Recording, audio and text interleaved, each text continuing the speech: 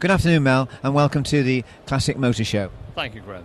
And the theme of the show is Heroes and Heroines, which you designed the stand on that theme. Is that correct? That's right.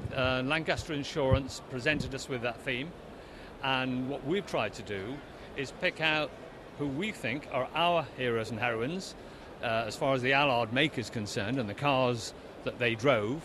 And we think we've got some very, very interesting people that used to own these cars and drive and compete in them as well. So can you go through a few of those people that you got up on these boards? Yeah, sure. I mean, perhaps the most famous that people will know is Steve McQueen. And when he first started to earn money, he bought an Allard J2X in the 60s. He owned it until he died, so he had it for about 20 years.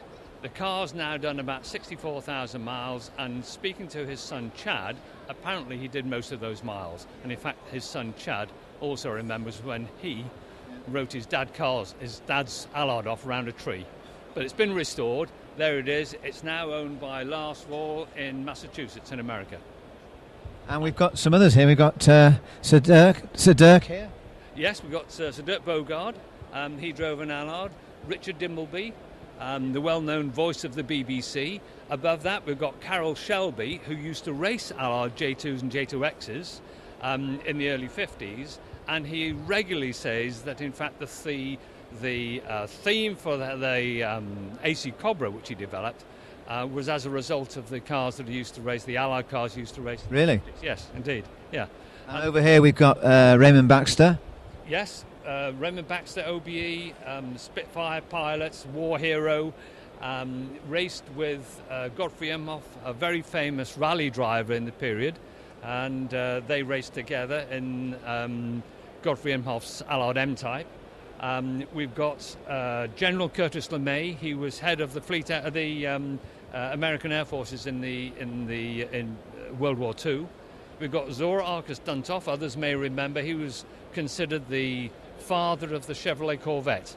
Well, he used to race Allard JRs and Allard J2X Le Mans cars with Sydney at Le Mans, and he developed race engines. He developed the Arden heads, his own design, for use on the flathead side valve V8 Fords, which improved their horsepower considerably. And this particular car on this panel is the car that Zora Arcus Duntov raced at Le Mans, and there's a photograph of him there in the car. And this is in the same race with Sydney leading the pack on the first lap. When the French crowd, they have a particular enthusiasm for the first person who circuits the Le Mans, and whoever comes ahead of the pack on the first circuit, they get a standing ovation, and he was there then. So he got the standing ovation? He did, and he was leading Zascari in a Ferrari, and I think Stirling Moss in a C-Type behind. And I believe you got an award for the stand, is that right, Mel? Yes, we were awarded Best Small Club Stand in the show, which we're very proud of, obviously.